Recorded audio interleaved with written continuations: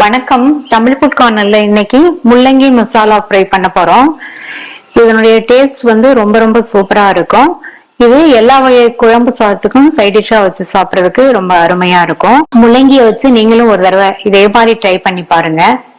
இப்ப எப்படி பண்றதுன்னு பார்க்கலாம். இது வரைக்கும் தமிழ் ஃபுட் கார்னர் சேனலை சப்ஸ்கிரைப் பண்ணாதவங்க சப்ஸ்கிரைப் பண்ணிக்கங்க. 1/2 கிலோ முள்ளங்கிய வாஷ் பண்ணிட்டு அதனுடைய மேல் தோலை சீவிட்டு ரவுண்ட் ரவுண்டா இந்த திக்னஸ்க்கு கட் பண்ணி வச்சிருக்கேன். கட் பண்ண முள்ளங்கிய இந்த பேன்ல சேர்க்கிறேன். இது கூட 1/4 டீஸ்பூன் மஞ்சள் தூள், இந்த முள்ளங்கிக்கு தேவையான அளவு உப்பு, தண்ணி சேர்த்துக்கலாம். முள்ளங்கி லைட்டா முங்குற அளவுக்கு தண்ணி சேர்த்தா போதும்.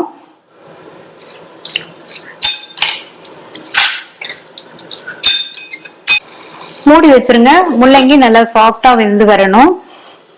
வெந்துட்டு இருக்கும் போது இடையில அப்பப்போ ஓபன் பண்ணி பார்த்து நல்லா கலந்து விட்டுக்கங்க. சாஃப்டா வேகிறதுக்கு ஒருவேளை தண்ணி பத்தலைன்னா மட்டும் கொஞ்சமா சேர்த்து வேக வச்சுக்கோங்க. ஏன்னா நம்ம சேர்த்திருக்கிற தண்ணி முள்ளங்கி வேகிறதுக்கு சரியா இருக்கணும். இந்த மிக்ஸி ஜார்ல 3 டேபிள் ஸ்பூன் தேங்காய் துண்டுகள், 3 பச்சை மிளகாய், 3 சின்ன பீஸ் இஞ்சி. இஞ்சி சேர்த்தோம்னா முள்ளங்கிக்குன்னு ஒரு வாசனை இருக்கும். அந்த வாசனை தெரியாம இந்த ஃப்ரை டேஸ்டா இருக்கும். 10-15 போல கறிவேப்பிலை இலைகள், 3/4 டீஸ்பூன் சீரகம். இதுல கொஞ்சம் கொஞ்சமா தண்ணி சேர்த்து லேஸ் கொரகொரப்பா சட்னி பதத்துக்கு அரைச்சுக்கலாம்.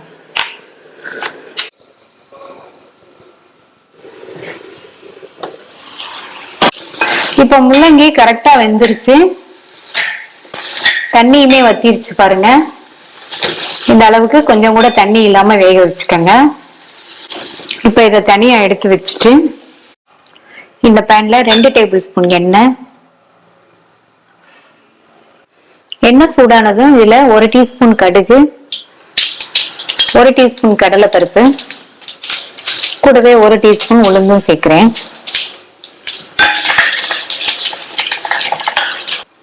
அடுத்து கறிவேப்பிலை கொஞ்சம் சேர்த்துட்டு ஒரு கட் பண்ண காஞ்ச மிளகாவும், 1/4 கப் அளவுக்கு பொடியா கட் பண்ண வெங்காயம்.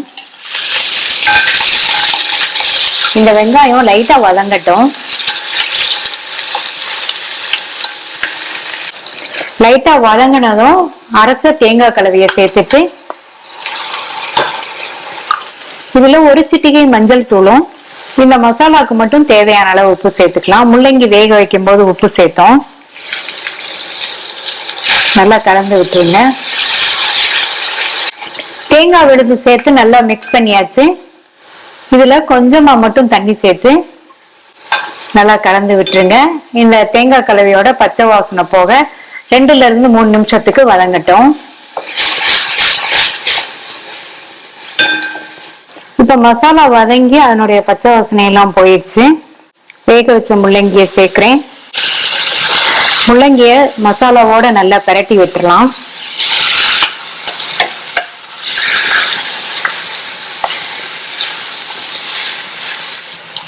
இந்த மசாலாவோட சேர்ந்து முள்ளங்கி 2-3 நிமிஷம் ஃப்ரை ஆயிட்டு இருக்கட்டும்.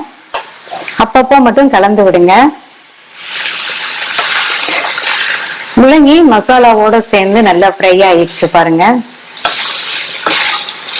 முள்ளங்கி பிடிக்காதவங்க கூட இந்த மாதிரி செஞ்சு கொடுத்தோம்னா விரும்பி சாப்பிடுவாங்க. அடுத்து இதுல பொடியா கட் பண்ண கொத்தமல்லி இலைகள் கொஞ்சம் கூடவே சேர்த்துக்கங்க, நல்லா இருக்கும்.